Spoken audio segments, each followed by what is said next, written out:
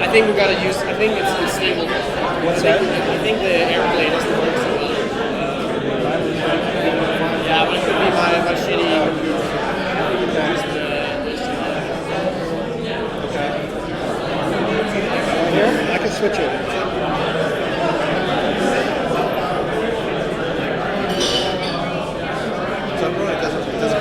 I think it's my shitty Wi-Fi. Like it doesn't work with airplane. Good old-fashioned HDMI.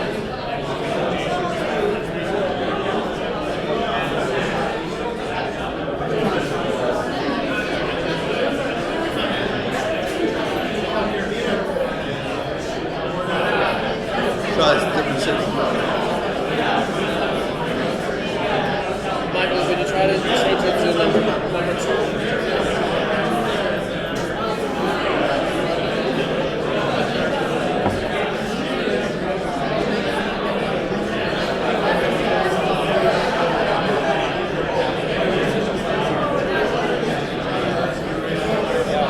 Get someone from Galvanize? That would be helpful. Yeah, someone from Galvanize? Someone that can help. Yeah, okay. So it's over. I showed my slide and then...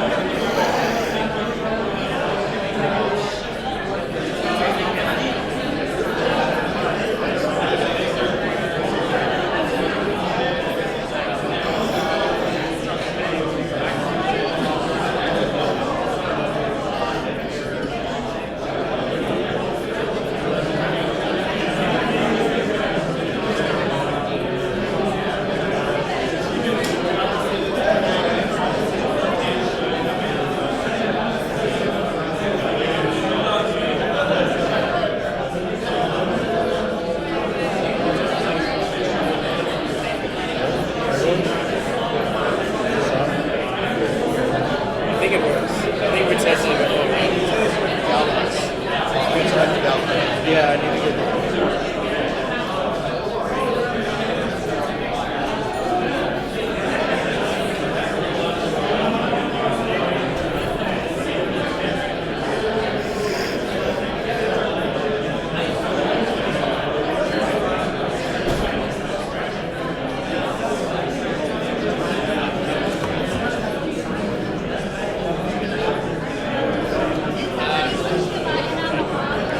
trying to like switch to HDMI. my computer you had have to pick one because if you keep switching, it's not going to work for you all night. Yeah. So you've switched 3 times.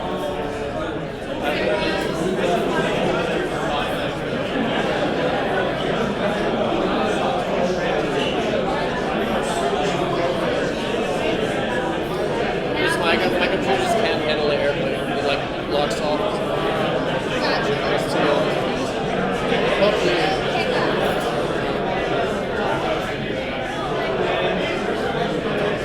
Because it worked the first time and it worked the second time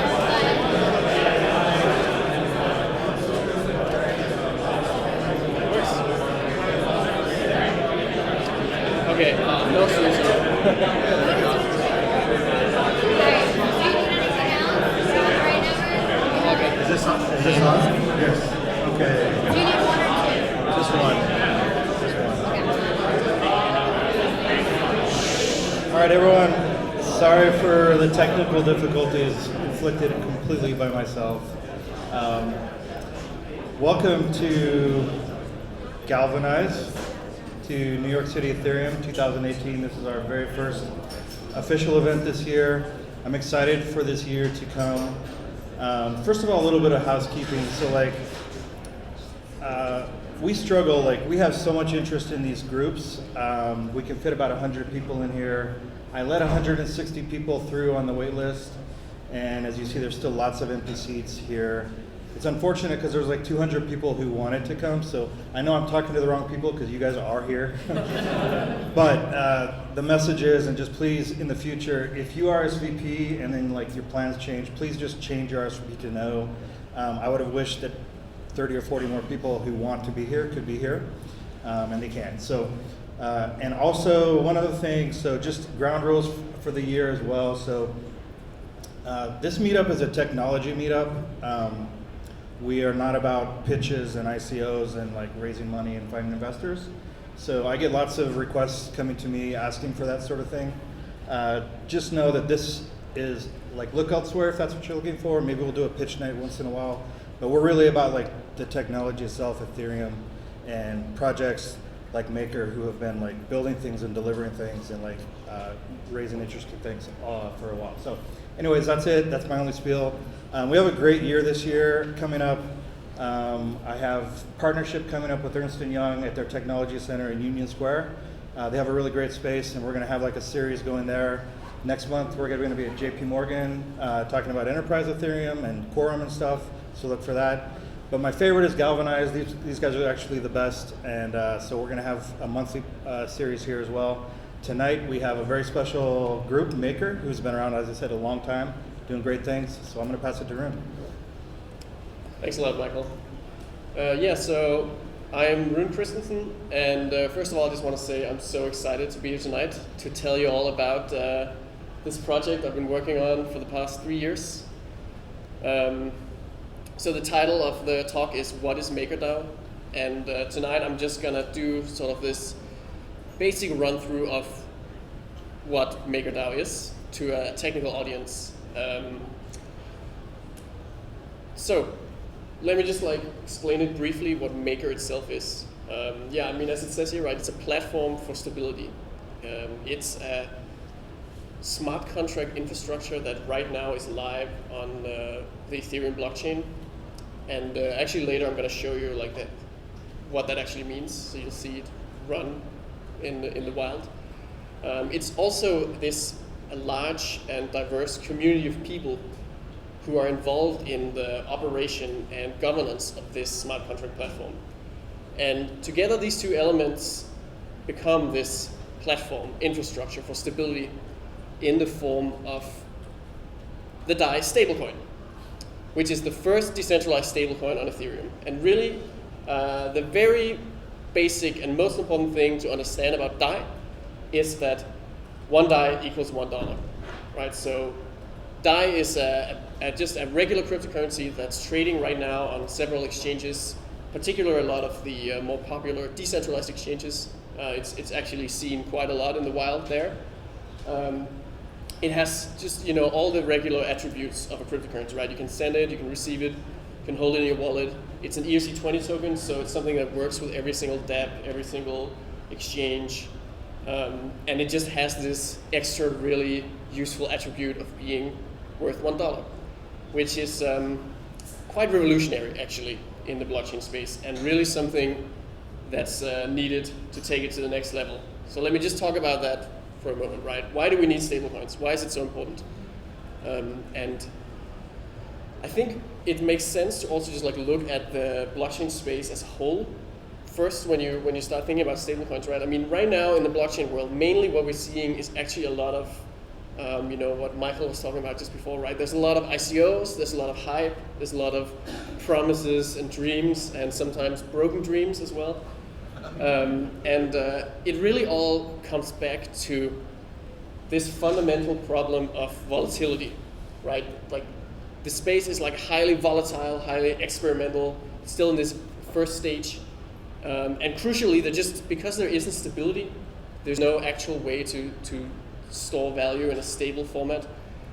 It's actually really limited what you can do with the blockchain other than raise a bunch of highly speculative cash for your project and then build something in the future. If you have some really fancy application that you want the regular person to use, they're not going to use it if you're going to force them to be exposed to some highly volatile asset. So that's really where, why a stablecoin is so important and where it comes in. And it's why we believe that the launch and the rollout of MakerDAO over 2018 will mark a turning point in the history of blockchain, where we take it from a stage where it's all like this nascent technology with a lot of unclear but very high hopes for what's going to happen in the future, and into something where It's now a stage where real problems are getting solved. Applications and projects are going to be evaluated based on their real world utility and these real, like how they actually provide real solutions. And DAI will be at the forefront of this revolution as we enable real applications to start up and actually provide an acceptable user experience to regular people. Now, let me just talk a little bit about the history of the project and how it came to be. So the project itself has been in the works for 3 years now, meaning that it's actually one of the oldest, like the very first Ethereum projects started even before the Ethereum blockchain went live. But the history goes back even further. I personally discovered Bitcoin in 2011 and got completely hooked on the whole promise and hype of blockchain technology, basically from the beginning. And I invested a lot of money into Bitcoin and made a lot of money, and then lost a lot of money, as one of those many great crashes happened, during the early Bitcoin days. And in the so-called Bitcoin winter of 2014, where there was this entire year where the prices kept falling and Bitcoin was proclaimed dead like every week. There's a new website or newspaper or something calling it dead. During this time, there were actually a lot of people who started seeing the potential for stablecoins and starting to think about how this is what's necessary in order for regular people to actually accept it and start to adopt this kind of technology. So there was a lot of interest for this project called BitShares, which was the very first stablecoin project and made this stablecoin prototype called BitUSD. And then the very short story of how MakerDAO came to be was basically that a part of the core BitShares community realized that Ethereum, which was just starting to be formed at that point in time, was the perfect place to incubate a fully adopted and fully matured stablecoin because of the smart contract ecosystem, which would create this initial high level of demand necessary to drive just like the early hurdle of the adoption. So so in early 2015, MakerDAO was formed and just started basically working on the technology. And it turned out it's a lot of work building a real decentralized application. And from the very beginning, we realized, okay, the way we have to do this is, just like heads down, focus on actually figuring out how you make this work. So we had no ICO, we didn't do any sort of hype, we didn't do any sort of marketing. We in fact deliberately made it difficult to find us because we actually wanted to sort of gauge what kind of people ended up joining the early community. And this is something I'll get back to later, but this is a project where we take great importance in what kind of community members sort of lead the way for the project. Another thing we've been focusing heavily on is just smart contract security. And I think the DAO hack is probably the perfect example of why that's so important, right? And in the context of a stablecoin, it's just even more critical that security is perfect. Because if it's not, then like something like the DAO could happen, but just on an even worse scale, where money is actually stolen out of a smart contract. So for this reason, our team has perhaps more than any other project in the Ethereum space or even the entire blockchain industry, focused heavily just on high quality code and like best practices in how you code, but in particular also formal verification, right? Smart contract mathematical proofs of hack resistance, basically. And we are by far the world leader in this area, like smart contract formal verification. And in fact, soon we have some really interesting releases here where we want to share this knowledge with the rest of the community.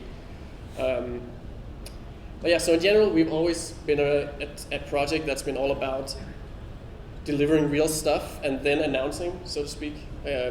So here's like a little list of just a few of the main things we've come out with. Right? So first we made Oasis DEX, which was the first decentralized exchange for Ethereum, even older than EtherDelta, but just never marketed in the same way, like spread in the same way. But actually it went online a couple of months before EtherDelta and was the main market for the MKR asset, which is the the token of MakerDAO. Then last summer we launched the Psi Alpha, which was the first decentralized stablecoin in Ethereum. So we actually launched. Sorry, maybe I'll take this closer. Is it better now? Yeah, okay.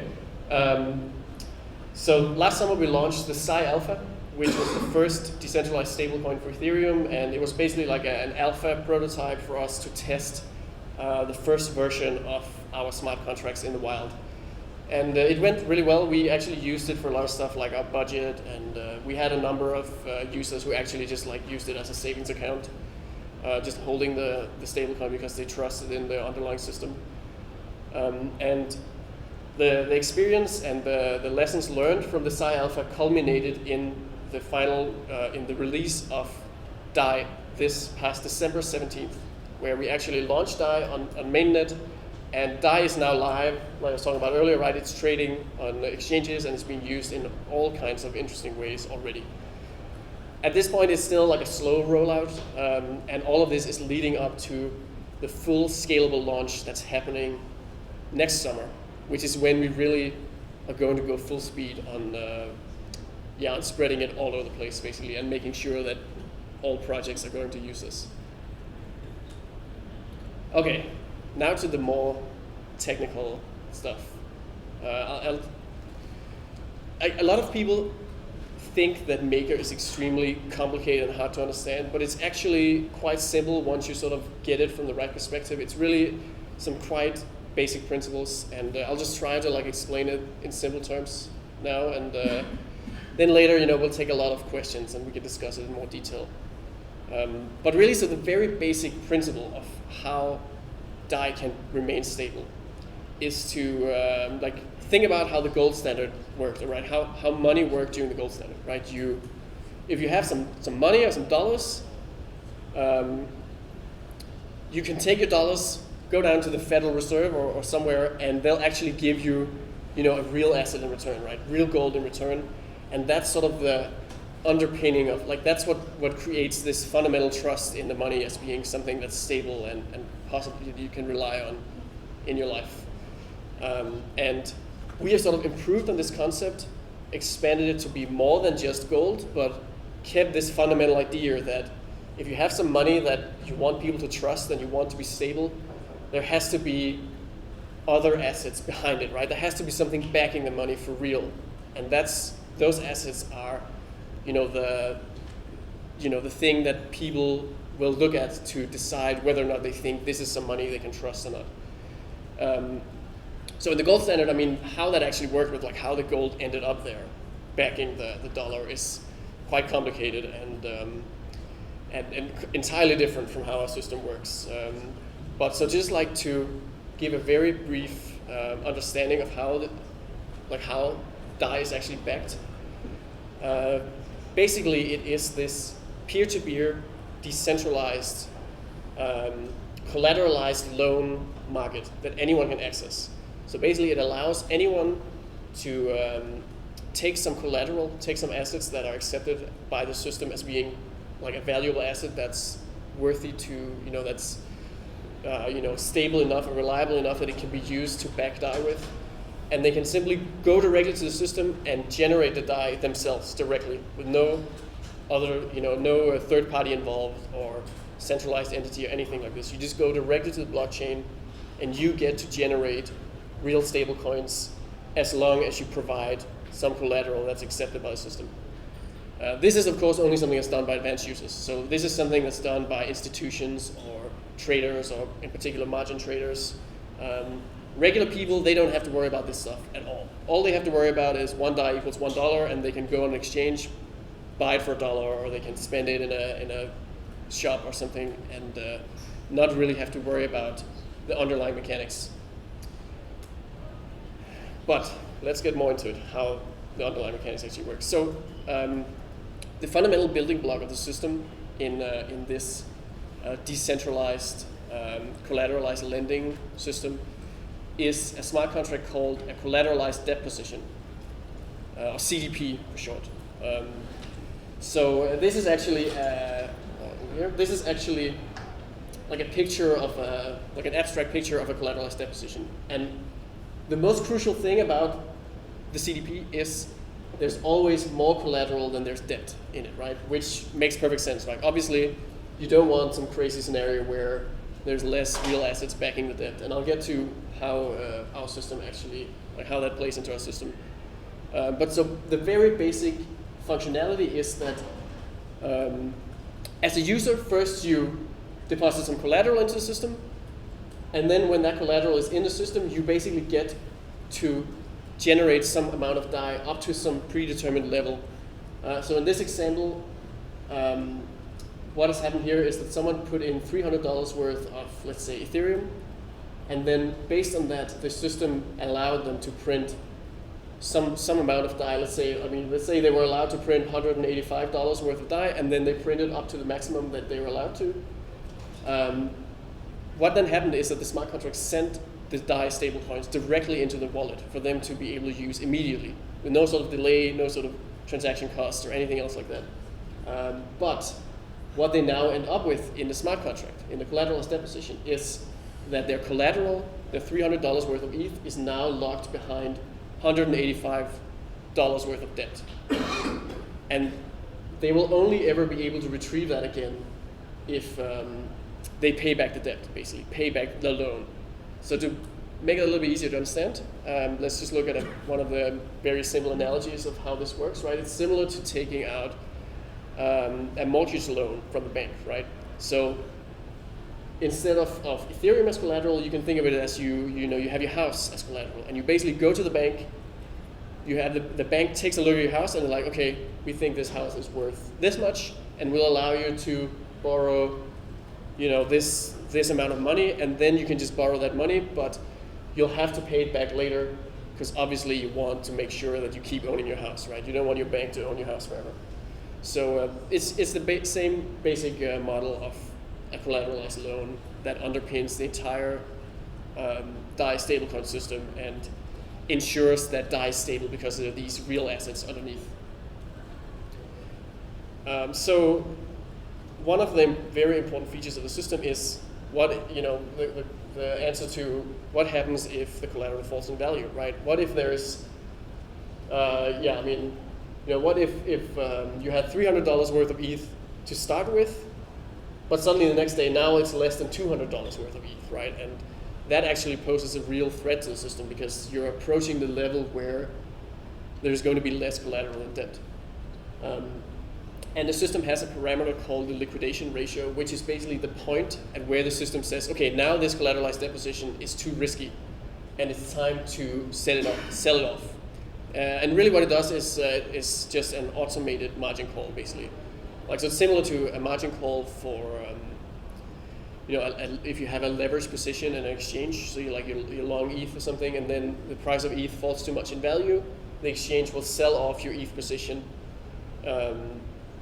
recapitalize all the debts that you had in the system, and then give you whatever's left over. And our system does the exact same thing. And actually, we've seen it do this in the wild many times, right? Because ever since December 17, when DAI launched, there's been plenty of these really, severe crashes happening in the crypto markets. Every single time there's been a post on the Ethereum subreddit or something where people came and said, "Wow, look, it's keeping stable through this. It's like a trial by fire for the system, basically." And we've been very pleased with the fact that we have been able to sort of observe how it works in practice, and especially see these liquidations happen in real time and how the system manages to stay fully collateralized and ensure that at no point any CDP is allowed to go anywhere near a point where it would be too risky. Now here comes the bane of stablecoins. The great problem that, in fact, it's not just a stablecoin you have to worry about this. It's actually as a financial system or as an economy as a whole, right? Basically, it is one of the really fundamental issues in sort of human finance and economy is the problem of the sudden and unexpected and extremely severe market crash where everything just falls like crazy in value. And in the context of a stablecoin or in the context of DAI specifically, right, this would mean Ethereum dropping so quickly in price that even though the system tries to sell it off automatically, it actually doesn't, like it still isn't able to recover enough funds to cover the debt. So I mean, but so first, just to like give a sort of like an understanding of how unlikely and like how rare these types of events are, then if you sort of analyze the system as it currently is, and then does some very, very rough, like very basic math that is in no way like indicative of what actually would happen in practice, but just to give like a rough overview of what it actually means before something isn't just a regular crash but an actual black swan event. It would mean basically that the Ethereum price would have to crash 70% in an instant. So like from 1 second to another, you'd see all markets down to 30% of what the price they were before, or something like 80 to 85% over a number of hours. So basically like an extremely severe crash that just like happens really fast, and the price stays down afterwards, right? But something like that is possible, and a stablecoin has to be designed with this in mind, because if you're in the business of providing real stability to people that they're supposed to be able to rely on, no matter what, right? I mean, the whole point is, as a regular end user, all you have to think about is one DAI equals $1. You don't have to worry about market fluctuations. You don't have to worry about market crashes or even black swan events. So because of that, our system has been designed to even be resistant to this kind of stuff. And so the first method of mitigation, basically like the first way we deal with large crashes, is just through like basic, the basic principle of diversification. So the goal of Maker is basically to create this ultimate portfolio of collateral, right? There has to be huge amount of different like asset classes, asset types. They have to be diversified across industries, across geographical regions, sectors, everything you possibly can do to basically spread out the risk, essentially, and end up with a portfolio where every little piece of the portfolio sort of hedges the risk of the other parts of it. Then you end up with a situation where there can be black swan events, there can be extreme crashes, but they'll be confined to certain parts of the portfolio. So let's say if cryptocurrencies crashed, with just like an incredible amount in a very short time, if the collateral portfolio looks like this and cryptocurrency is just like a tiny little slice, it would still not bring down the whole system, because it would just affect a small portion of the overall collateral portfolio. And the sort of the final stability mechanism of the system would then be able to step in and actually completely mitigate the impact of this crash and ensure that one DAI remains $1 even in this kind of scenario. So the final stability mechanism of the system is Maker itself, or rather the MKR asset. So the MKR token, which is sort of the token of Maker. It's also sometimes also just referred to as Maker, and but the community itself is also called Maker. So as it says here, like it is right now more than 3,000 people holding this MKR asset and sort of working together in this decentralized organization, or even decentralized autonomous organization, right? I mean, that's also why it's called MakerDAO. It's basically a group of people who use the internet to coordinate around like bootstrapping the system and then eventually managing the system. And they are all tied together by this asset called MKR. And MKR as an asset is like basically the total opposite of DAI. So where DAI is a stablecoin for regular people to use in their everyday, MKR is an asset for these highly specialized financial or like blockchain experts who are willing to actually really participate in the community and help in running the whole project. And the asset MKR is often described as being highest risk, highest reward, because it is incredibly rewarding if you know what you're doing and you're the right kind of person and you get involved in holding it and trading it, but it's also incredibly risky. Fundamentally, it sort of takes on the entire tail risk of a system. But more importantly, it actually also governs the system directly. So sort of the main function of MKR is that if you hold MKR, you have the ability to vote directly on the business logic of the platform. So what this means in practice is that you are voting on these, like the sort of the rule set or the parameters that people who come to the platform with collateral get to take loans based on, right? So that means you set things like how much over collateralization is required, what's the interest rate, what's the the exposure of the overall portfolio, like looking at stuff like correlation between different assets. All of this stuff is set set in a completely decentralized vote by MKR holders directly in the blockchain. So they have sort of the highest authority in that sense in the system, that they actually get to decide exactly which rules people play by when they come with collateral to the system. And then once they've set those rules, everybody has the same terms. So it doesn't matter who you are, what kind of institution or business or whatever, as long as you have collateral and that collateral has been given a set of risk parameters by the MKR holders, you get to use the system directly to generate DAI yourself. But because MKR holders are setting these risk parameters, most of the time they're setting the risk parameters and everything is great, and they'll do it really well. But ultimately, it's a group of humans, right? So there can and likely will occasionally be mistakes here, right? And you can never count on like a community, like a decentralized community, to actually just predict every type of market movement and risk of assets. So an extremely important feature of the system is that the people who manage the risk of the system, right, by directly voting on the parameters, they also foot the bill if they mismanage it, basically, if they don't manage it correctly. So, and the way that actually works is that if there is like a black swan event in the system, so if there is this scenario where there's too steep a crash, and there's now bad debt in the system, right? There's like debt that isn't fully covered by collateral, then the MKR asset is autonomously diluted to raise new funds to recapitalize this shortfall instantly. And with MKR holders having no sort of ability to prevent that, right? It just happens to them immediately, and they take the hit when they make a mistake.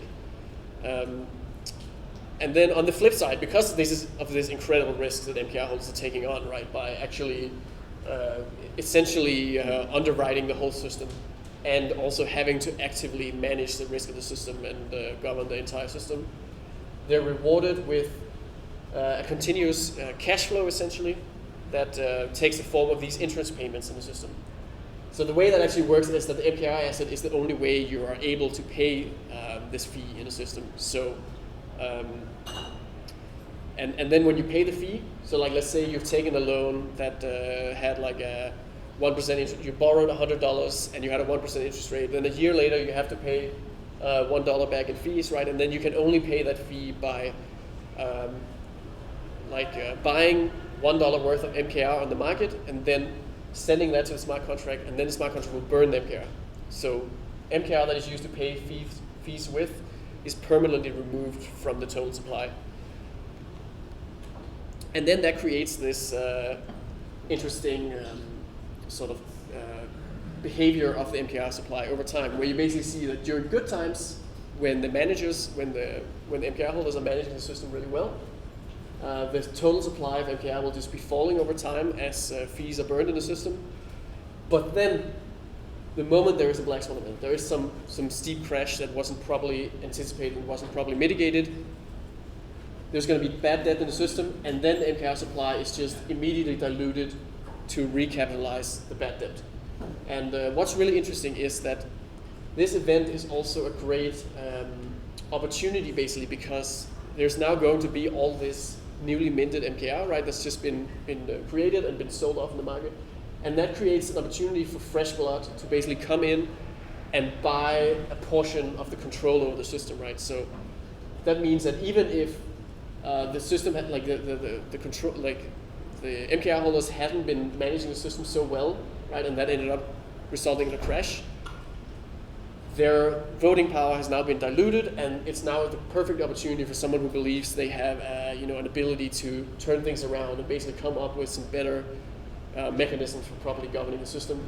So they can enter the system, vote for proper risk management, turn things around, and then hopefully get things back on track. Over time, this is probably like a cycle that will play out again and again as the community as a whole sort of learns what it really takes to properly manage the system. Okay, so here's just a really simple, complete overview of the primary components, right? So at the top we've got the DAI stablecoin, which is the only thing regular people have to worry about. 1 DAI equals $1. That's all you need to know if you want to use it for your business or savings or transferring money.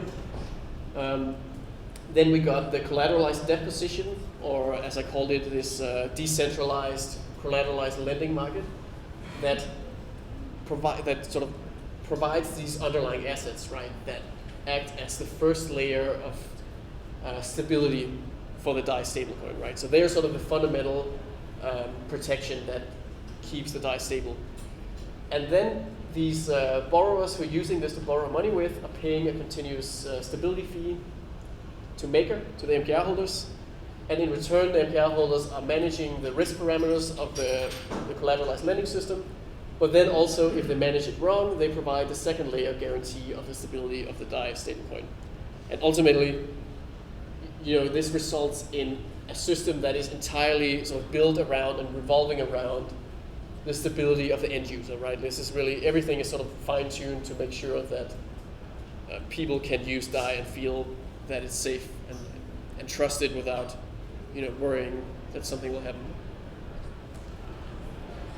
So once you have a fully functional stablecoin system that actually works, and hopefully most of you sort of got the basic principles of the mechanics. So once you have this and it works and people sort of start to trust it, the opportunities just become endless in terms of what you can start to do with blockchain technology and a stable asset. This is just a list of these 4 key industries that we think are going to be impacted really heavily in the short term by DAI and blockchain. And so just to give like a very quick rundown, right? Remittance is a really obvious one where actually it's such an obvious use case that it's already being disrupted even by volatile assets, right? Like even by Bitcoin and ETH being used as sort of the liquidity backbone for instant money transfer between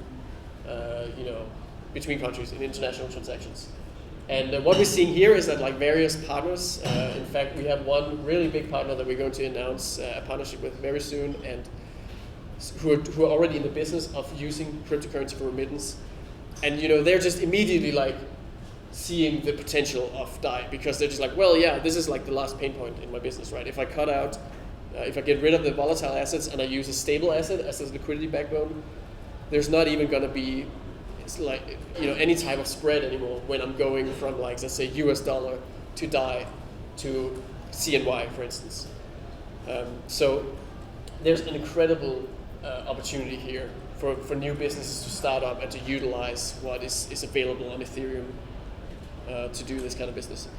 Then the second type of industry that also is like, in many ways, is sort of the dark horse of blockchain technology, because it's such a huge industry, right? The supply chain is one of the largest markets in the world. It's something that every single company that's building basically anything have a supply chain, right? And right now, the supply chain industry is based on really old, inefficient technology that hasn't been innovated on for ages, and it's just ripe for disruption. And it's also really interesting in the context of stablecoin, because actually it's one of the places where both the stablecoin component of a system proves really disruptive, because you can, it just makes sense that if you want to settle a supply chain payment, if you can use a currency that's instant and cheap, then obviously that's already a huge improvement.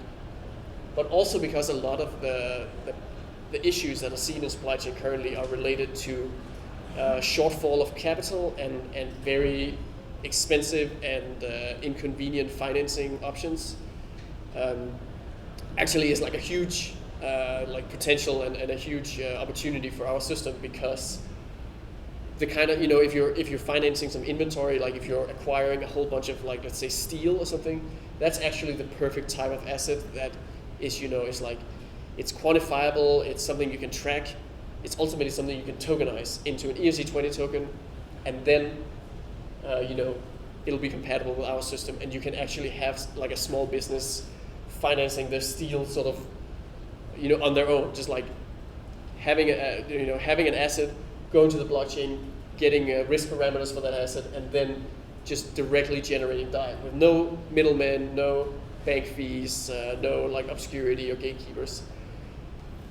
In practice, in practice, there's a lot of opportunity also for various sort of middlemen to facilitate this in the short run and just like overhaul the industry as it currently works. And we actually just today announced a partnership with this startup called CargoX, which is one of the, it's currently not so well known in the blockchain space, but it's rising rapidly because, basically their mission is to utilize blockchain technology to overhaul the supply chain and shipping industry, and they have a really good approach because they're sort of taking it step by step, starting with something really simple and small, which is smart contract bills of lading.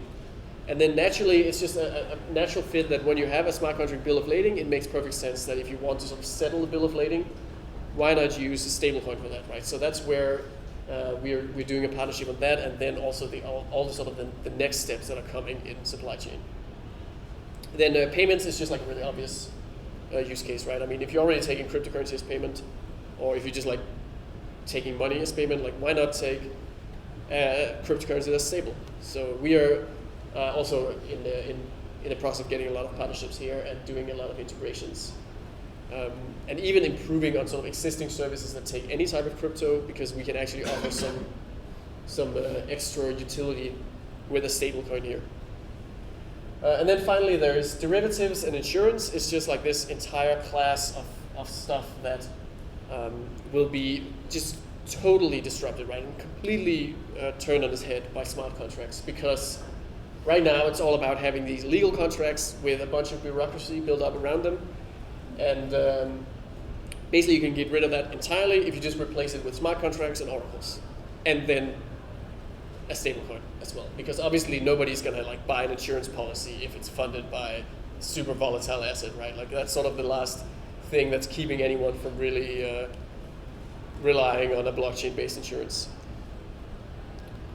So actually, another thing that we just announced recently that unfortunately don't have a slide on, but I think is really important information, is that we just partnered with L4, which is a blockchain incubator in Canada that focuses a lot on sort of this grassroots dev support, hackathons, this kind of stuff. And we came together and announced the Stable Fund, which is our own pre-seed stage, like venture fund, basically, that is focusing on basically supporting anyone who wants to do a startup in any of these categories or anything else, basically using a stablecoin or using especially our collateralized lending platform, basically anything like that. We have now like a really strong network of support, of like technical support, support in every other aspect, funding, everything you basically need to get started. So we're already seeing a lot of teams coming to us, and we're just really happy to see that more and more people will come and work with us to revolutionize all of finance and all these various industries and the whole blockchain space. So here's just another use. Some of you might know about this. It's just Vitalik made a post about this new ICO model where basically he was like, current ICOs not so great. There's a lot of stuff that can be done to improve them. He had a whole host of sort of improvements, right? Mainly about giving the investors full control, and then he also proposed the idea that you should use DAI in ICOs instead of something volatile like ETH. Because really that's just like yet another aspect that sort of gives the investors an extra, like lever of control, because now they don't have to, worry about the exposure of ETH or like the team speculating on these various coins, right? Instead, you can have a project that really is only beholden to the performance of the team itself, right, and what they end up building. Okay, so that was finally the whole slide deck. This is a screenshot of our platform as it's live right now. But first, I think I'll just take questions from anyone who's got something. How do you maintain the peg between the dollar and the DAI? Yeah, so that's a good question because that's like relies heavily on game theory. Oh yeah, so the question was how do we maintain the peg between dollar and DAI, sort of in the market, right, in practice. And so the fundamental mechanism is actually something called global settlement, which is one of the underlying pieces of the puzzle, like one of the underlying functions of the system, which basically the way, like what global settlement means is that at any point in time, the system can be shut down, completely unwinded, and everybody who has some sort of position in the system, either holding a stablecoin or holding a collateralized debt position, they will be settled at the exact net value of their asset, settled in the underlying collateral. So if you hold, so if it happened right now to the system as as the picture of the system here, where we see, there's 17 million outstanding DAI, but there are something like 71,000 ETH in the system. Then if global settlement happened right now, basically all the holders of DAI would now get a piece of the Ethereum collateral in the system equivalent to the amount of DAI they're holding in terms of its dollar value. So if you have 100 DAI, you now receive $100 worth of ETH in your wallet, and you just have that asset directly. And then so the existence of this mechanism is sort of the very long-term incentive that ultimately helps enforce the short-term peg. Because, basically because if you're a user of the system, if you're like a rational actor in the system, and you know that eventually global settlement, it can happen or it will happen in sort of breakdown scenarios, essentially, right? If everybody stopped using the system, the way you would sort of finally unwind it would be through a global settlement. And that means that if you are, so there is this sort of long-term pressure towards the price of $1 because of the threat of global settlement, essentially. And so that means if the price of DAI goes above $1, so say $1.2, and you believe or understand how global settlement works, you now have an incentive to generate a bunch of DAI, dump it on the market, and then make a free 20% profits, basically. So that is sort of this, we actually call this keeper arbitrage. So we have this entire class of actors we call keepers, which are basically our reliable, rational actors in the system. And ultimately, the system relies on some level of rational actors participating. And if there are too many rational actors and they really press the price, and the price just refuses to, let's say, go below $2 or something, regardless of what we communicate and how long we spend on trying to press the price down, then we would actually have to globally settle it. And then what would happen if people sort of feel physically, this is what happens, right? You bought it for $2, but now it's worth $1.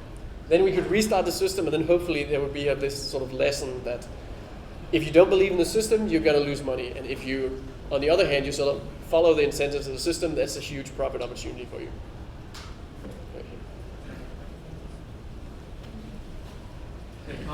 First, a little suggestion. I think you might want to check the lawyer on the claim that one DAI is $1, because I can smell lawsuits miles away.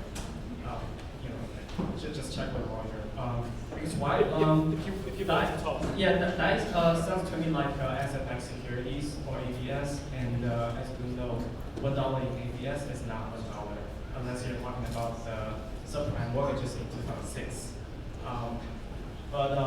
So that's a question. How do you do the credit rating of the collateral? Do you rely on traditional credit rating agencies, or I don't know if they have some other smarter algorithms? Second question, I'm not sure if you have thought about the possibility that whenever your collaterals are become a majority of the market, for example, if you own, say, 30 or 40% of Ether, then how do you measure the liquidity? Because even if the market tanks 10% or 20%, you might not be able to sell it immediately because you don't have the liquidity, right? And third question, I'm not sure if the collateralization 380% is sustainable, because sounds like there's a lot of arbitrage opportunities there. Thank you. Okay, that was some really tough questions. Great. That's what I came here for, it's really good. So first of all, the legal question. Basically, I mean, obviously, the whole question of like legality in the blockchain space is one of the main issues that I think a lot of projects are totally like hand waving away or like underestimating, right? We have a pretty big legal team, and we are like very careful about, especially the fact that we're an international project, right? So we actually have to think about every single jurisdiction in the whole world. Luckily, something like comparing it to an asset-backed security, like in many ways, this is something where, like, an asset-backed security is, like a term of art, right? Like it means something specific. Basically, it doesn't mean a bunch of smart contract code ultimately, right? Like there's no way you can sort of argue that if you have a bunch of code on a blockchain, that's like some existing product that has a completely different form. But I mean, definitely that line of thinking is like very important for us, because it becomes very relevant when we start thinking about the different types of collateral that we use, right? And what implications using some particular collateral type has on the overall system. So right now it's pretty simple because we're using Ethereum. So like really what we have is like a cryptocurrency in a smart contract system generating another cryptocurrency. And generally that's something that, authorities right now are sort of saying, yeah, it's crypto, we don't regulate that mostly. And those that don't say that, they just don't even want to worry about crypto at all at this point. So what I'm saying is that it's very early for this kind of stuff to ever, for there to possibly be any sort of legal ramifications, and we are ensuring that we are super proactive in this area, right?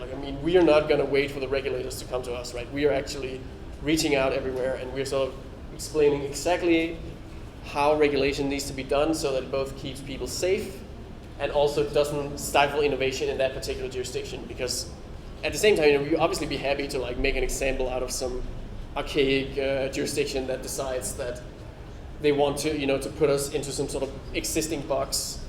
Then we'll just, block all access to the system in that place, and then show how there is real potential here, right, in terms of economic development, and the progressive jurisdictions that do get behind it are going to reap the benefits.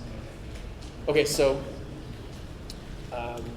so your actual question was how we do the actual credit rating, or how we do the actual risk assessment.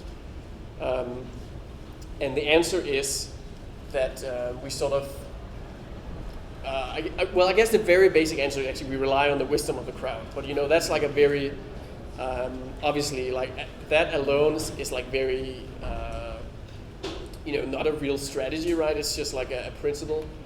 Use the mic. It's very loud. Yeah, sorry.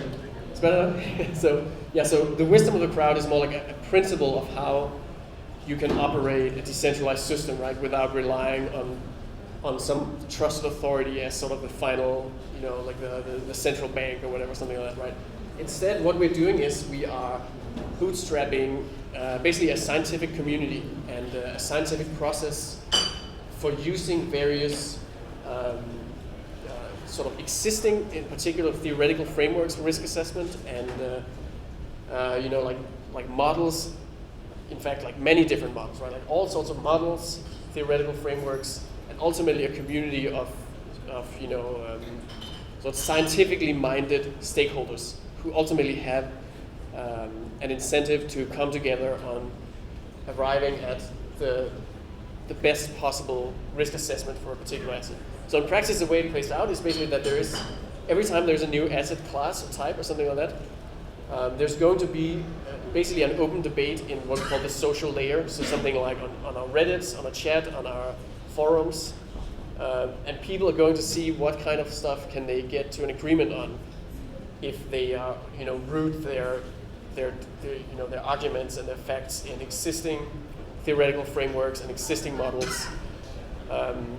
Right, so there's no sort of space for feelings or some guy who like has a lot of one coin, and then like a back holder wants to his own coin, obviously to be highly risk assessed. That's not going to work because it's going to be sort of a communications forum where only ultimately like fact-based arguments are accepted. And then based on that, that's where you finally have like a voting process where people then sort of process the social layer, see what kind of things people are able to agree on with a high degree of certainty according to the scientific framework, basically. And then they just go and vote directly on the blockchain to actually vote them in. So the ultimate power is really just whatever the majority of MKR holders want to vote for. But then we've taken great care in sort of, bootstrapping and seeding the Maker ecosystem and community in the right way to push them in the direction of making sensible decisions here. And that also means, for instance, relying on existing authorities or like experts. And in particular, something like credit ratings, right? Like credit rating agencies, because they actually fit perfectly into the framework because these are stakeholders who have this, who have the knowledge, who have the experience to actually do proper risk assessments and come out with arguments and numbers that have some real, backing behind them beyond just being a particular opinion. I'll just answer this one and then, so what happens if there isn't enough liquidity in the market to deal with a black swan event or like a big crash? And basically, the way that is dealt with is in the risk assessment phase, basically, right? So like when you set risk parameters for some particular asset, a part of doing that is going out analyzing how many people are actually willing to buy this asset, and even not even that asset, right? But it's like the particular token, which is also adds sort of an extra layer of nuance to it, right? Because it might be that everybody wants to buy some bond, but nobody wants to buy like a tokenized version of that bond. But our system only sells the token, right? And it sells it in an auction over some specific duration of time. So basically another, just an extra layer of the risk assessment process is just ensuring that there is enough liquidity to deal with black swan events, and then ultimately setting the risk parameters so that there's not going to be more than a certain amount, there's not going to be too much depth in the system more than can be carried by the liquidity that's observed. Okay. Yeah, so let's say I purchase like $50,000 worth of MKR, and you just walk me through what my interactions with the government system look like, and just some vignettes of what day-to-day, week by week looks like, and the problems you guys are seeing. Yeah, that's a great question.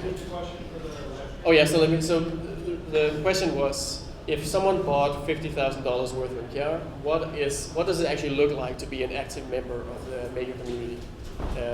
It's a really good and really important question, and I think there's a lot of different things you can actually do, right? Everybody can contribute in their own way, but one of the main ways that someone really active in the ecosystem can contribute is to join these open governance calls. So we actually have a call every week that's open to every single active member of the community, or just it's open to everyone basically. It's like a public call, conference call, where some long-time members of the community join in, but in particular also new community members come in and basically discuss with the existing community sort of what's happening right now in the decentralized autonomous organization.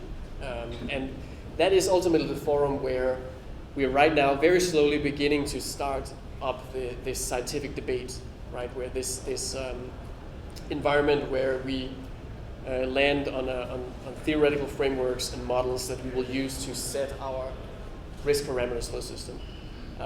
Currently, the system is in so early days that most of the governance and most of the community interaction focuses more around the bootstrapping of the system, right? And even how do we even explain this to the rest of the world, and how do we what are sort of our very early barriers in terms of just basic survival in the market and especially development, right? Short-term development of the system itself, short-term development of the most crucial second layer projects. But in the long term, basically, it is going to be participating in dialogue, could be on the conference calls, it could be on the subreddit, it could be on the forums, on the chat. Any of those will do basically, and then it's a matter of, contributing to the discussions that you have some knowledge in, right? Where you can actually provide some scientific input. So it could be that some person is an expert in some types of commodities, and then they'll be highly active in risk assessment and debate of the models in that field, and then others may be more into cryptocurrencies or anything like that. And ultimately, there'll be these sort of sub-communities where the governance debate happens, and then sort of goes through the community up to finally being discussed at these governance meeting conference calls. And then when consensus is reached at the conference calls or the governance meetings, or at least like a near consensus, right? Like a sort of a mutual understanding in the community that there's a very large sort of stakeholder base behind some particular proposal or particular risk assessment, then a vote happens. And MKR holders actually go go in the wallets, use a wallet, like a voting app that has not yet been released. So right now you can't actually even do this with the app. You have to do the command line. But that's again because we're in so early days, and right now the core team is actually handling this entirely and just basically preparing. We want to make absolutely sure that when the community starts participating in governance, like in terms of actual voting, it's very important that there's clarity, right? And there's no sort of chaos and just crazy voting for random stuff all over the place. So we're rolling it out very slowly and sort of trying to make this like combined effort where the whole community comes together to sort of hold each other's hands in taking the first steps, and then over time, opening up the community input, and ultimately, the community itself will shape what it looks like. I mean, we only have like a vision, right? But in practice, it's probably going to be very much based on what challenges we actually face in real life when we're actually doing real business and out in the real world. Okay. Thank you. Thank you. On the diversity, right, on the diversity slide, what is that diversity of the listed all the various assets or collateral? Yeah, let me find the diversity slide here. I mean, so I just want to say this slide was I just Googled pie chart, and then I found this one. So. I was going to ask, if that's the various diversity of asset, how would you collateralize, how would you take into custody that groups? That's what I was thinking. Yeah. What is diversification of, really, what is diversification of your collateral? Yeah, I mean, how. Those assets at the moment? Yeah, I mean, so right now it's only Ethereum, right? But the whole point is it'll be any ERC20 token in the long run. And then, the one thing that we're focused on, probably more than anything else right now, is the sort of the challenge of how do you represent some arbitrary asset, security, whatever you want, as an ERC20 token. So, we're both making some efforts here ourselves. We're also partnering with a lot of top projects in the space. I think a really good example of this is Digix.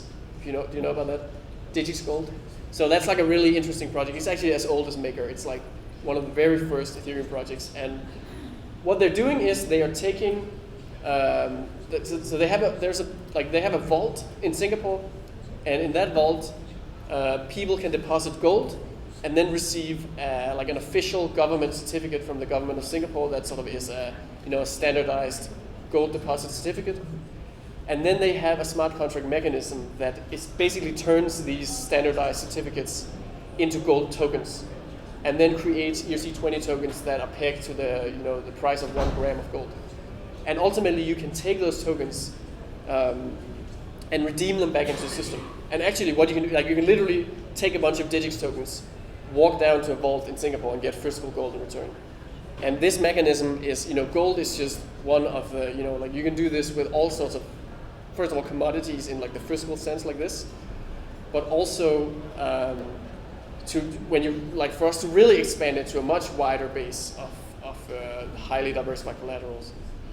What we're looking at is security tokens, right? So like a token that has a legal claim on an underlying security.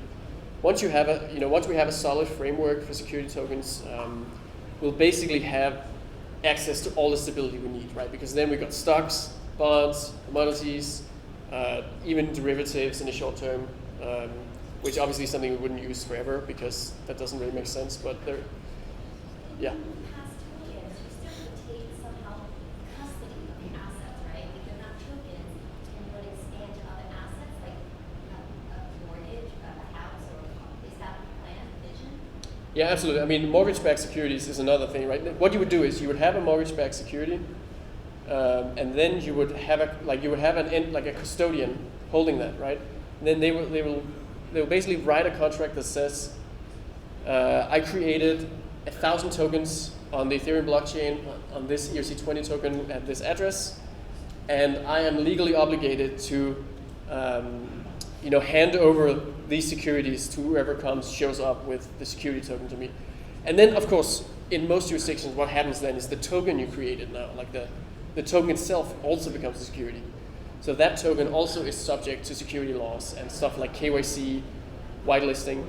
And we've designed the system to basically be able to be flexible enough to actually interoperate both with fully regulated securities, as well as some, like run-of-the-mill standard ERC20 tokens. And That's essentially a derivative. It's a trust-based system, but it's a gateway to like these tokens. There are other parts who do custody. There we go. So Maker is a permissionless credit system. So like MakerDAO, like the people that they are token holders, aren't the people who are taking credit. Like they are taking loans off of this collateral. So if they're placing collateral into a CDP, smart Could you give them the microphone? Right, it's the taking. Yeah. It's the custody piece. Okay, That this is- has let me- to happen. They don't. Well, let me just, I'll just. So actually, I think the question of whether it will be considered a derivative in some jurisdictions is actually one of the main legal challenges we're focusing on. What we're seeing is again ultimately a derivative is like a very specific thing that is when you say derivative, people know what you mean, and they it's like a contract. It has like a collateral, and it has some sort of various terms. It takes some form like a future option, whatever, and it's not something like it doesn't naturally follow that if you take a smart contract system and it has some of these elements, but ultimately isn't in the form of a traditional derivative, then you'll see regulators going in and be like, okay, I'm going to put this in a derivatives box. But we're definitely expecting it'll happen in some places, right? Like it's certainly not unlikely that there'll be jurisdictions. Basically, just maybe they're just scared of cryptocurrency, maybe they're scared of blockchain technology, something like that. What we are trying to do, what we're focusing on, is jurisdictional arbitrage, right? So we'll work with the nice jurisdictions, and we'll put all our collateral there, and we'll ensure that they get the financial benefit, and then we'll make an example, or we'll sort of make absolutely sure to sort of show that when you block innovation and you just lock down new systems like this, it's going to have an impact on your on your innovation industry, basically, right? Because it's actually going to inhibit a lot of new innovations in blockchain, and also just scare off basically other innovative companies as well. It's maybe because of a tech background, but this just seems like a trust-based system. The whole concept behind blockchain, behind Bitcoin, is that it's a trustless system. You don't have to know who you're dealing with. As a matter of fact, you can consider them to be adversaries. You still know that everything works out well. Ethereum is like a distributed computer. You put in your functions. The smart contract is basically a series of functions and variables. You don't have to know who's dealing with it. This seems to be entirely trust-based. So I don't really see what the relationship is, except perhaps that it's no longer. You mentioned there's going to be some technical aspects to this, but they seem to be not here. What makes this different? What makes this an Ethereum blockchain-based system versus a trust-based system?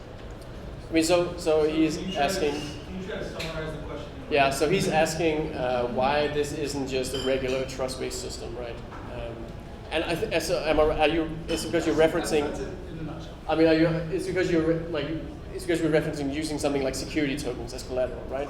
Well, somebody has, so if I'm going to say that I have a house, a building, 30-story building, property, commercial property, what's its value? Who's going to ascertain this value? All this is based on trust. And then other people are going to be able to do what?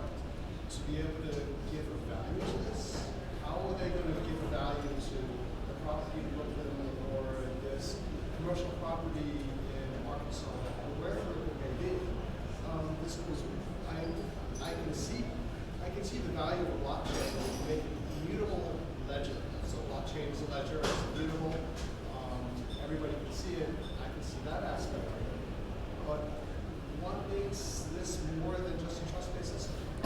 So I think before I answer the question, I'll just like jab a bit at like Bitcoin and ETH and whatever, like existing crypto, right? I mean, if you look at the Bitcoin landscape, right, and sort of the fundamental pillars of why Bitcoin has value right now, right, you'll very quickly see that it's based on these monolithic centralized exchanges, right? I mean, GDEX, Bitfinex, whatever. Like there's a whole.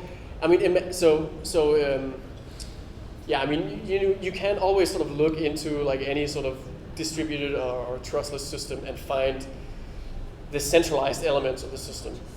And then, of course, I mean, this doesn't mean that Bitcoin, because it had a lot of its trade is happening on centralized exchanges that could, run away with the money at any time and crash the price completely.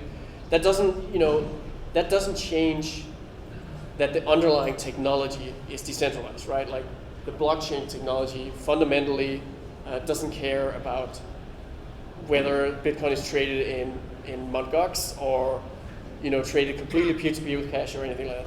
So the thing, I mean, I would argue that Maker is fully decentralized because it has this sort of same characteristic that the system itself, like so all of this stuff I was talking about here, except I guess this slide, right? This slide is about a bunch of centralized,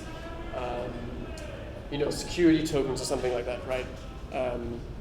But if you look at something, like this part or whatever, right? Like this mechanic, right? The MKR mechanic, that is something that is entirely codified in smart contracts. None of this logic happens through any sort of like centralized entity, and sort of at minimum, what it does is it removes the system itself from the equation, basically, and ultimately you end up, like, let's say if we end up with like a collateral portfolio that looks like this, where it's just entirely security tokens but highly diversified. You have to worry about, like, or rather, the MKR holders, right? Because that's the other thing, that there is this sort of class of decentralized actors who actually take on the risk, like the the counterparty risk, right? Because if one of these centralized security tokens here suddenly become worthless because regulatory clampdown or they run away with the money or something, that is what the system would consider a black swan event, right? Like that means there's now a loss in the system. That loss has to be covered by the MKR holders, and they were the ones who sort of decided to trust that counterparty in the first place. I'm going to come in with a piece of property. It's going to be worth X amount of money. I'm going to come in with a piece of property. It's going to be worth X amount of money. Who verifies it's worth $5 million and $10 million? That's the trust part of this. So it goes into a contract, I suppose. So I come in with a piece of property. Chase Bank, whoever else says that it is worth $10 million. I now go and I write this contract that's there.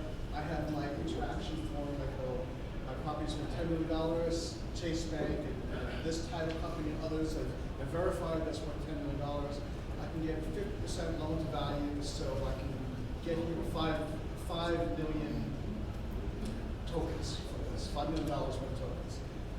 It's still, so what you're saying is that this trust-based system, if I'm colluding and lying with other people, how does the system verify that? And you mentioned that there's going to be a distributed sort of people that are going to be saying whether I'm going to invest in this loan. How are they going to? They're not professionals. So how are they going to say that my property in Cobble Hill is worth $10 million and not $5 million? And that piece of property is How do you know the price of Ether right now?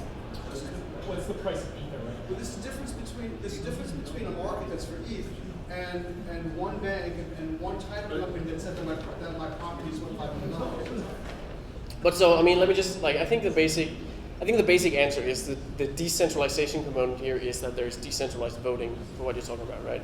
So, I mean, you could say that they're not professionals, but actually what we're observing is currently most of the people who were able to sort of get MKR early on and actually get hooked on it, in many cases they are sort of finance nerds. Yeah, but You're questioning the tokens, the underlying tokens, and the value of them. Part of the concept behind crypto is that it's a trusted system. That's it. And this seems to be entirely based on trust all the way over to the diversification aspect to it, to the fact that I'm saying that this piece of property that I think it would say there are lots of teams working on tokenizing real estate. There are markets. The markets will determine the value, not one company. And then you have market-based token prices, which can be underlined.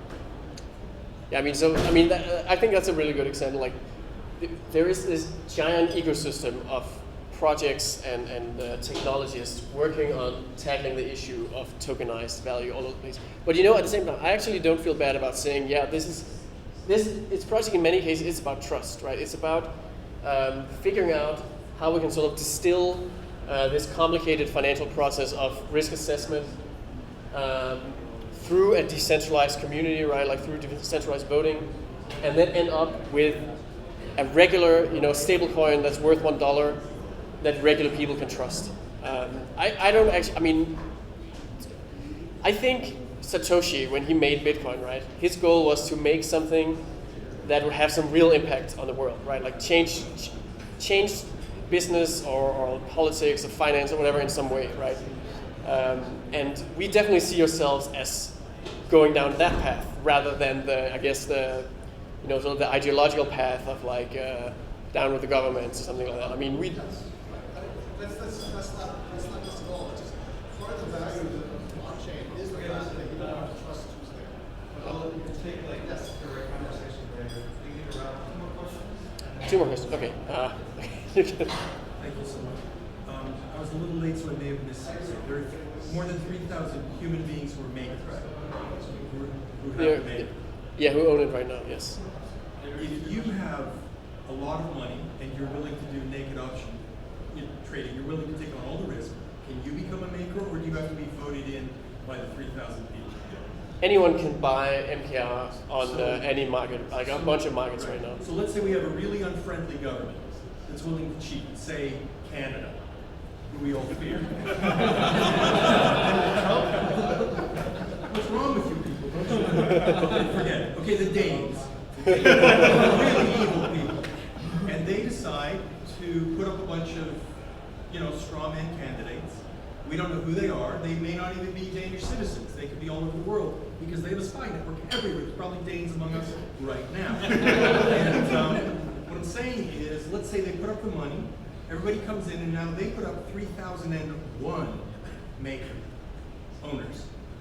So how does the system, because the system relies on an expert system. I don't deny that 3,000 people who are super engaged can do a good job at figuring these things out. You're going to have trouble in certain countries for real, like Mali, where if you loan someone money to buy a house and they default, try repossessing them. You'll be murdered. But seriously, it's impossible because it's socially not acceptable to lose your house, so they have to work out different systems. Forget that. Let's say we're in a system where you're punishing the good jurisdictions, the bad jurisdictions and rewarding the good ones. But how do you stop maker poisoning where one big country can come in and take it over, at which point they can vote it very subtly or if they want. Second, let's say you have in a certain country where you don't really know the market very well, say like a Mali or a Chad or whatever, you get 1 million people to collateralize their houses at the same time. By the time that anyone defaults, everyone will have already got all sorts of whatever they need, which they can then turn into whatever they want. And then first one defaults, you can't collect. And now you could say, well, this jurisdiction's bad, but you have 1 million contracts written, and what are you going to do? Yeah, okay, so, first let me just clarify a little bit on how it actually works with the voting. So, so there is this asset called MKR, which is a coin, It's like a regular ERC20 token. There's 1 million of them outstanding. About 650,000 of them are in circulation. About 350,000 of them are held by the foundation and is still being distributed currently. So the 3,000 people are the number of people who are holding MKR roughly right now, and then they vote based on the stake vote of the MKR they hold, right? So someone holds 1 MKR, they got 1 vote. Someone who holds 10,000 have 10,000 votes, right? And it's kind of similar to shares in a company, right? Like how you vote like that, right? Okay, but then the question is basically, what if someone does it like a 51% attack, essentially, right? Someone goes in, buys up like 51% of all the MKR, and now they can control everything because they have a majority of the votes, and they actually can directly, modify the risk parameters of the system that way. And obviously, this is something we just, we have to build in a mechanism to protect against this. So it's actually very simple what we do. So there is a security delay on governance decisions. So let's say someone buys up 51% of the vote, and now they want to make, Dogecoin the 99% of the overall portfolio and just print tons of them. They have to sort of create that proposal in the system and vote for the proposal. And then there is a delay before the proposal actually is implemented in the business logic of the system. And during that delay, that's where global settlement, which was this mechanism I was talking about earlier, comes into play. So basically, the community basically can respond during this delay period by shutting down everything, essentially. Like shutting down the system, unwinding all positions, settling everyone at the fair market value, the net asset value of the tokens they were holding. So if you held, so basically like the system entirely shuts down, and people who held DAI, they now have claims to the underlying collateral in the system before. People who hold collateralized debt positions are able to sort of extract the net asset value of the collateral they held there. I'm not talking about one entity, one government coming in and going, here, I want 51%. It's an entity getting 1 million people to buy a little bit. Everybody's a straw man. And they can sit there for 3 years not doing anything controversial. And then on day whatever, suddenly they all vote their power together because you don't know that they're a conspiracy, right? And then who is the one who shuts it down? The governing body? So now it's the governing body that actually controls Maker, not the token. Yeah, so the way, so that scenario you're describing still is protected by delay, right, when they do the attack. And then, so this comes down to basically, it's essentially a type of trusted actor in the system called a global settler. So it's someone chosen in advance to be on, basically have the nuclear or the panic button, essentially. It's similar to another type of actor called the Oracle, right, which is the entities that provide data to the system. And the oracles actually have a similar delay that gives similar protections. But so the fundamental securities assumption of the system is that there's going to always be at least one honest global settler. The only thing a global settler can do is press a button that shuts the system down. So even if you elect, let's say, 10 global settlers and one of them is malicious, the worst thing he can do is sort of deny access to the system, right? Like deny access to the service.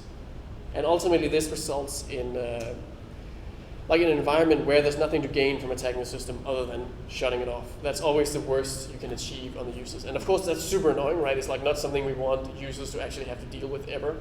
And hopefully it never happens. But it means that there are no cryptoeconomic incentives for someone to carry out like this kind of attack on the governance, but also on the oracles, right? That's another point where you can do a similar attack.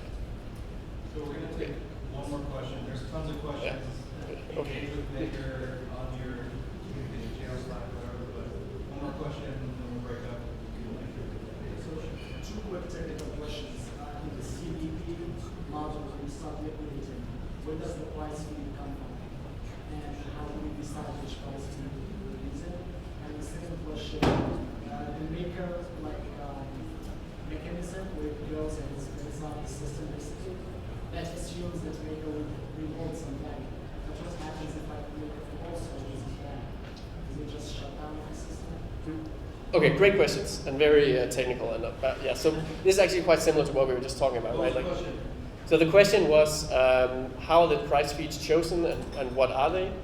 And then the second question was, what happens when in a black swan event, MKR is sold off and there's no one who wants to buy it, right? Like if the black swan event is so severe that the system isn't able to carry its own weight anymore, which usually would be something that happens if it wasn't managed correctly in the first place, right? And there wasn't enough diversification, so maybe like all of these were correlated and then they all die at once, and now people is like, it's not going to recover from that, and nobody buys MKR. Okay, so I'll talk about the last one first, right? So basically what happens there is just like we were just talking about, right? There's if there's like an attack on the system, there's some sort of panic scenario where everything is now going really badly. There's a set of actors called global settlers, which are chosen in advance by the governance body, or like the governance mechanism, right, by voting. And as long as one of them is basically honest and attentive, basically, and is then that person will, you know, when it's clear that the MKR price is going to zero, global settlement will be triggered. And then what happens is everybody gets to sort of settle the value of their claims to the system in whatever is basically like leftover of the underlying collateral, I guess you can say, right? So the scenario you're describing is actually the only situation where DAI could drop its peg. So I mean, it is actually possible that DAI will not always be $1 in like a complete nightmare scenario, right? With like an insane market crash that infects every industry and every sector. And then what happens is just you get to claim basically your proportional claim to whatever's left, right? So if let's say 10% of the collateral became totally worthless and the MKR goes to zero, that means you'll now be able to go with your DAI and you'll be able to get 90 cents on the dollar, right? Because there'll be this 90% left over that still has value, and you still get to receive that like in proportion to your overall claim to the system. And then the other question was just like about the oracles, and basically oracles function the same way as the global settlers. They're a set of trusted, basically addresses, like Ethereum addresses that are chosen by MKR voters. Then there's like this fancy mechanism called the medianizer, which is like a smart contract that sort of collates all the oracle price feeds, calculates the median, and then it pushes that median into a security delay that's similar to the delay there's in governance. So in the same way that if there's a malicious governance action happening, there's always a period of time where the global settlers can react and shut down the system and settle everyone at the fair market value.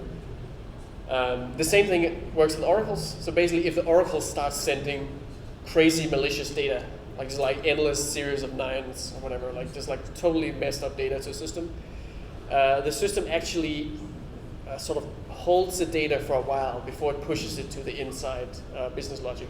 Right now, what we are looking at is basically like a delay period of 1 hour. So every hour, there'll be like a new oracle data value pushed to the system, and as that happens, then the community can basically evaluate the new values that are about to come in, and then decide if any of them are malicious, and if they are, do a global settlement.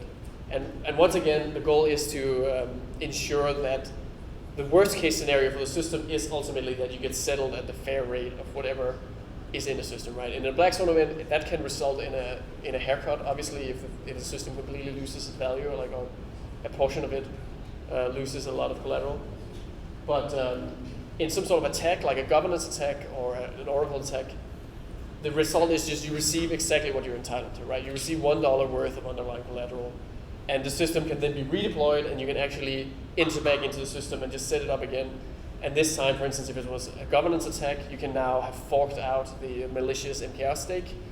And if it was an oracle attack, you choose a bit different set of oracles. And also there's obviously like various bonding requirements in oracles as well.